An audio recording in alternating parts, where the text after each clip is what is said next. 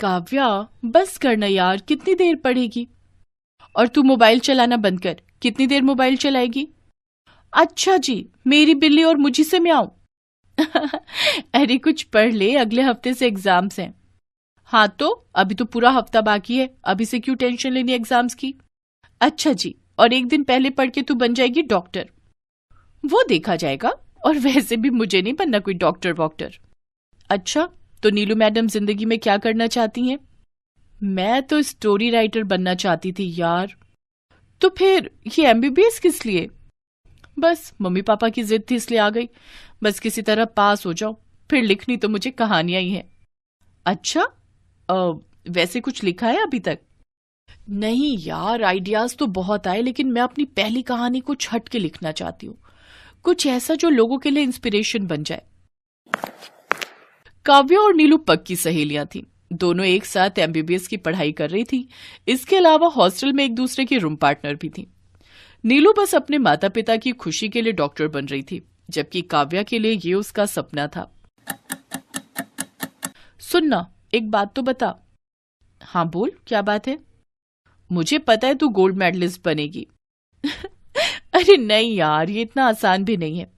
सारा दिन तो पढ़ती रहती है, अब और क्या करेगी? अच्छा ये तो बता, जब तू डॉक्टर बन जाएगी तो क्या करेगी? लोगों की सेवा करूंगी, उनका इलाज करूंगी। मैं भी यही चाहती हूँ और मेरी माँ की भी यही इच्छा है। और हाँ, डॉक्टर बनने के बाद मैं किसी को भी अपनी बच्ची को कोख में मारने नहीं दूंगी।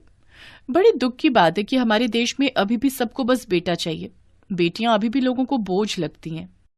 नहीं यार, अब ऐसा नहीं है। अब हम दोनों को ही देख ले, कितने अच्छे कॉलेज में पढ़ाई कर रहे हैं। तेरे और मेरे पापा मम्मी की सोच तो ऐसी नहीं थी ना। नीलू की बात सुनकर काव्या गहरी सोच में पड़ गई। तभी उन दोनों की ड्यूटी का कॉल आ गया। दोनों ने अपने अपने कोट पहने और अस्पताल चली गई। नीलू और काव्या एमबीबीएस कोर्स के फाइनल सेमेस्टर में थी, तो हर रोज उनकी ड्यूटी सरकारी अस्पतालों में लगती थी। और फिर उसी दिन काव्या, काव्या जल्दी कर, इमरजेंसी है।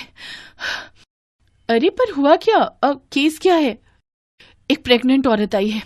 लास्ट टाइम में बच्चा बस आने को है, पर उस बेवकूफ ने पता नहीं क्या खा लिया है। कहती है वो बच्चे को जन्म नहीं देगी। हैं? बच्चे को जन्म नहीं देगी मतलब? अब मुझे क्या पता यार।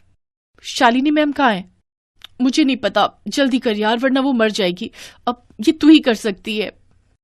नीलू जानती थी कि उस औरत और उसके बच्चे को अब सिर्फ काव्या ही बचा सकती थी। काव्या झट से उस औरत को ऑपरेशन थिएटर ले गई और फिर कुछ देर बाद, कितनी प्यारी बच्ची है तुम्हारी, क्यों इसकी और अपनी जान लेने पर तुली थी तुम? मैडम, सारे लोग आप जैसे नहीं होते। मेरे घर वालों ने पता लगा लिया था कि मैं एक बेटी को जन्म देने वाली हूँ। उन्होंने इसे मारने की कोशिश की। मैं अपने मायके चली गई थी, लेकिन वहां भी उन लोगों ने मेरा पीछा नहीं छोड़ा। अब उनके हाथों मरने से तो अच्छा था कि तो अब तुमने क्या सोचा है? मैडम, मुझे तो कुछ समझ नहीं आ रहा। वो लोग मेरी बच्ची को मार डालेंगे। मैं अपनी बच्ची को पालना चाहती हूँ, आपकी तरह डॉक्टर बनाना चाहती हूँ। अच्छी बात है, तो फिर तुम्हें इसके लिए सबसे लड़ना होगा। पर मैं अकेली कैसे? जैसे मेरी माँ ने लड़ाई लड़ी थी। खैर, तुम खुद को अकेला मत समझो, मैं हूं तुम्हारे साथ। जिस वक्त काव्या उस औरत को हिम्मत बंधा रही थी, तब नीलू भी वहीं थी। फिर शाम को हॉस्टल में। काव्या, तू उस औरत से क्या कह रही थी? यही कि उसे अपनी बच्ची के लिए खड़ा होना चाहिए। नहीं, तू अपनी माँ के बारे में बोल रही थी कुछ। अब छोड़ ना यार, कुछ और बात करते हैं। नहीं, तू मुझे नहीं बताएगी। अगले पल काव्या की आंखों में आंसू आ गए। उसने आंसू पोंछते हुए कहा, यार मेरे पापा की फैमिली है ना, बड़े ही पुराने ख्यालों की है। उन्हें हमेशा से ही बेटे चाहिए थे, पर भगवान ने उन्हें पहली संतान बेटी ही दी। वो तू है? नहीं, मेरी दीदी सरिता दीदी। फिर तू आई? नहीं, मेरी छोटी दीदी कविता दीदी। ओह शिट, फिर क्या हुआ? तीसरे बच्चे के रूप में जब मैं पैदा हुई, तो मेरे पापा और उनके पूरे परिवार ने मुझे मार डालने की बात कही। अरे बाप रे, फिर तू बची कैसे? मेरी माँ ने मुझे बचाया। थैंक गॉड, अच्छा हुआ आंटी थी वहां। यार तेरी माँ तो रियल में सुपर हीरो है। मुझे कब मिलाएगी उनसे? बस अगले महीने हम सबको डिग्री मिलेगी ना, तब, प्रॉमिस। देखते ही देखते 1 महीना गुजर गया। नीलू और काव्या की पढ़ाई पूरी हो चुकी थी और अब दोनों को डिग्री मिल रही थी। काव्या को गोल्ड मेडल मिला क्योंकि उसने पूरे कॉलेज में टॉप किया था। फिर मंच पर गोल्ड मेडल पहने खड़ी काव्या ने बड़े गर्व से कहा, आप सबका शुक्रिया, पर आज मैं यहाँ अगर खड़ी हूं तो अपनी माँ की वजह से। अब मैं अपनी माँ को स्टेज पर बुलाना चाहती हूँ। सरिता दीदी, प्लीज आओ ना। काव्या की बात सुनकर पूरा हॉल शांत हो गया। सरिता काव्या से सिर्फ 5 साल बड़ी थी और वो कहीं से भी देखने में काव्या की मां नहीं लग रही थी।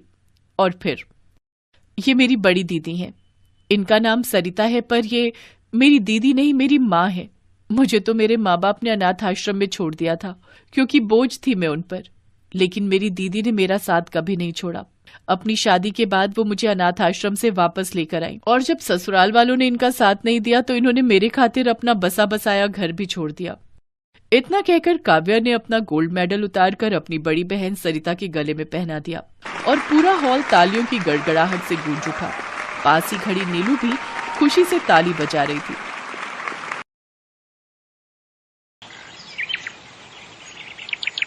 जड़ी बूटी ले लो, बाल बढ़ाने वाली जड़ी बूटी, सिर्फ 5 रुपए में। बाल बढ़ाने वाली जड़ी बूटी सिर्फ 5 रुपए में? जरा देखो तो। सुधा को अपने बाल बढ़ाने थे, उसके लिए अब वो कुछ भी कर सकती थी। उसने बूढ़े आदमी से जड़ी बूटी खरीद ली। उस आदमी ने कहा, इस जड़ी बूटी को जोर जोर से पीसना, पीसने से तेल निकलेगा। उस तेल को सोने से पहले अपने बालों पे लगाना। जड़ी बूटी लेकर सुधा घर चली गई। तभी सुधा जड़ी बूटी पीसकर तेल निकालकर और उसे अपने सर पर लगाकर सो गई। और अगले दिन सुबह नींद से उठने के बाद उसने देखा उसके सर पर जितने भी बाल थे वो सब झड़ गए हैं। सुधा ये विश्वास नहीं कर पा रही थी। कहते हैं लड़कियां लंबे बालों में ही अच्छी लगती हैं, लेकिन सुधा के बाल बचपन से ही छोटे थे। उसके बाल बढ़ते ही नहीं थे। ऊपर से वो सांवली भी थी और दूसरी ओर उसकी बहन राधा के लंबे और घने बाल थे और राधा गोरी भी थी। इसीलिए राधा बचपन में हमेशा सुधा को चिढ़ाती थी, तू तो मेरी सगी बहन नहीं है, तुझे तो माँ और पापा रास्ते से उठाकर लाए थे, नहीं तो तू इतनी बदसूरत कैसे है। ये सुनकर सुधा हमेशा रोती थी। माँ पापा देखो ना राधा क्या बोल रही है, माँ पापा देखो ना। राधा और सुधा की माँ शमिता कहती थी, रो क्यों रही है सुधा, राधा ने कुछ गलत तो नहीं कहा, तू बदसूरत है, तेरे सर पर बाल भी नहीं है, मुझे ऐसी बेटी नहीं चाहिए थी।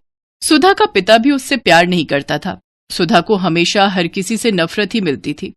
ऐसे ही बड़ी हुई सुधा। हर रोज वो रात को रोती थी और भगवान से प्रार्थना करती थी, हे भगवान कुछ चमत्कार करवा दीजिए, मेरे पैर तक लंबे बाल उगा दीजिए, प्लीज भगवान प्लीज। और इसी तरह सुधा और राधा दोनों जवान हो गई। आज सुधा को लड़के वाले देखने के लिए आने वाले हैं। सुधा आईने के सामने बैठकर तैयार हो रही है। उसके सर पर अभी भी ज्यादा बाल नहीं है। वो आईने में अपने आप को देख ही रही थी कि तभी उसकी माँ आ गई और ताने मारना शुरू कर दिया, यहाँ ऐसे बैठे रहने से कुछ नहीं होगा, जल्दी जल्दी करो, नहीं तो ये लड़का भी हाथ से चला जाएगा। वहां राधा आ गई और बोली, माँ मुझे तो समझ में नहीं आ रहा है कि आप मुझसे पहले इस भूतनी की शादी क्यों करवाना चाहती हो। राधा बेटी, इस भूतनी को तो पहले विदा करना पड़ेगा, नहीं तो बाद में कौन इससे शादी करेगा। एक बार बस ये सर से उतर जाए, उसके बाद मैं तेरे लिए बहुत अमीर और अच्छा लड़का ढूंढ कर लाऊंगी। माँ आप सभी मुझसे इतनी नफरत क्यों करते हो, आखिर मैंने किसी का क्या बिगाड़ा है। तेरे सर पर बाल नहीं है सुधा, तू बदसूरत है बदसूरत, तू मेरी बहन कहलाने के लायक नहीं है। थू। सुधा रोने लगी। वो पूरी जिंदगी रोती ही आई है। अविनाश नाम का लड़का सुधा को देखने के लिए आया। शमिता के कहने पर राधा अपने कमरे में ही बैठी हुई थी, क्योंकि शमिता ने उससे कहा था, बेटी तू कमरे के अंदर ही रहना, नहीं तो लड़के वाले सुधा से रिश्ता नहीं जोड़ेंगे। खैर अविनाश के साथ सुधा का रिश्ता तय हो गया, लेकिन उसके लिए बहुत ज्यादा दहेज देना पड़ा। उस बात को लेकर भी शमिता सुधा को ताने मारने लगी। सुधा मन ही मन सोचने लगी, अपने घर में तो मुझे शांति नहीं मिली, शायद ससुराल में जाकर मैं खुश रहूंगी। सुधा की शादी हो गई और शादी वाले दिन ही अविनाश ने राधा को पहली बार देखा और देखते ही उसके प्यार में पड़ गया। यार मैंने इसे पहले क्यों नहीं देखा, कितनी गोरी है ये, कितने लंबे बाल हैं इसके, इससे पहले मिल लेता तो मुझे इस भूतनी से शादी नहीं करनी पड़ती। लेकिन अब कुछ नहीं हो सकता था। सुधा अविनाश के साथ ससुराल चली गई और ससुराल पहुंचते ही सुधा की सास विमला ने सुधा को 1000 काम थमा दिए। रसोई जाओ और सारे बर्तन मांजो, उसके बाद खाना बनाओ और उसके बाद पूरा घर साफ करो। मत भूलना कि तुम्हें इस घर की बहू सिर्फ और सिर्फ काम करवाने के लिए ही बनाया गया है। ठीक है माँ जी, नहीं भूलूंगी। सुधा बिना थके काम करने लगी। उसकी सास और उसका पति उसके छोटे छोटे बालों को लेकर मजाक उड़ाने लगे। तुम्हारे बाल तो मुझसे भी छोटे हैं सुधा। ये तो पूरी नौकरानी लग रही है। हाँ हाँ, मुफ्त की नौकरी। अविनाश मजाक उड़ाता ही गया और एक दिन उसके साथ राधा की मुलाकात हो गई। राधा को अपने लंबे बालों को लेकर बहुत अहंकार था। वो सुंदर भी थी। अविनाश को उससे प्यार हो गया और राधा भी अविनाश को पसंद करने लगी। और एक दिन अविनाश और राधा ने शादी कर ली। राधा अविनाश के घर चली आई। ये देखकर सुधा को जैसे सदमा लग गया। राधा, राधा तू मेरे साथ ऐसा कैसे कर सकती है?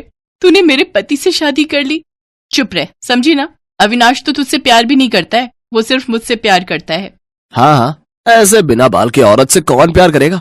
मुझे तो लंबे बालों वाली लड़कियां पसंद है। सुधा बस अकेली चुपके से रोती रही।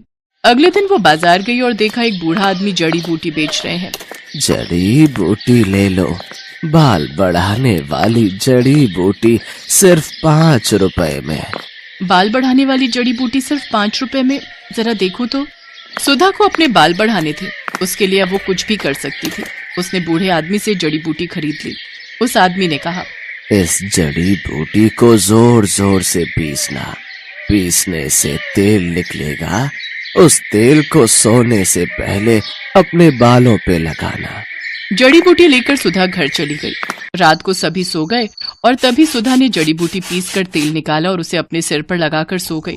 और अगले दिन सुबह नींद से उठने के बाद उसने देखा उसके सर पर जितने भी बाल थे वो सब झड़ गए हैं। सुधा को जोर से रोना आ गया।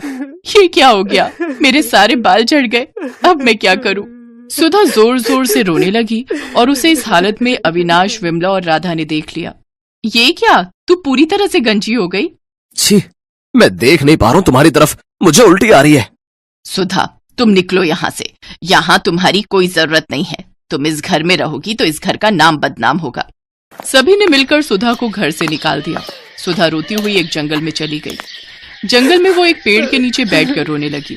उसी पेड़ पर एक पंछी रहती थी। उसने सुधा को रोते हुए देखकर कहा, तुम रो क्यों रही हो? सुधा ने उस पंछी को सब कुछ बताया। रो मत, ज्यादातर इंसान बुरे होते हैं, इसीलिए तो हम जंगल में रहते हैं। इस जंगल में सब कुछ है। बड़ी से बड़ी बीमारी का इलाज है यहाँ। एक फल है, उसका रस निकालकर सर पर लगाने से बाल बड़े हो सकते हैं। सच? कहाँ मिलेगा मुझे वो फल? मैं लाती हूँ। उस पंछी ने कुछ ही देर में सुधा को फल ला कर दिया। उस फल का रस निकालकर सुधा ने सर पर लगाया और उसके बाल उगने लगे। उसके बाल सर से पैर तक आ गए, काले लंबे घने बाल, ठीक जैसा सुधा चाहती थी। सुधा ने पंछी से कहा, अच्छी पंछी, तुम्हारा बहुत बहुत धन्यवाद। मैं इस फल का रस लड़कियों को बेचना चाहती हूँ, उन लड़कियों को जिनके बाल नहीं उगते, ताकि उन्हें भी मेरी तरह परेशानियों का सामना न करना पड़े। सुधा जंगल से निकलकर फल का रस बेचने लगी और एक दिन उसे अविनाश और राधा ने देख लिया। तुम सुधा हो ना? हाँ, क्यों? अरे वाह, तुम्हारे इतने लंबे बाल कैसे हो गए? इस फल का रस निकालकर सर पर लगाने से। तुम बहुत खूबसूरत लग रही हो। क्या तुम मेरे साथ घर आना चाहोगी? ये सब देख और सुनकर राधा को जलन हो रही थी। उसने फल का रस लिया और पूरी बोतल अपने सर पर डाल दी, लेकिन उससे असर उल्टा हो गया। उसके सारे बाल झड़ गए और वो गंजी हो गई। ये क्या हुआ मेरे साथ? मैं गंजी हो गई। बहुत अच्छा हुआ, यही लालच का नतीजा है। बचपन से आज तक तूने मुझे चैन से जीने नहीं दिया, अब देख कैसा लगता है। और हाँ विनाश, मैं फालतू लोगों के साथ नहीं रहना चाहती, तुम रहो अपनी पत्नी के साथ। राधा का अहंकार मिट्टी में मिल गया। अविनाश को भी गंजी राधा के साथ ही रहना पड़ा और फल का रस बेचकर सुधा बहुत अमीर बन गई।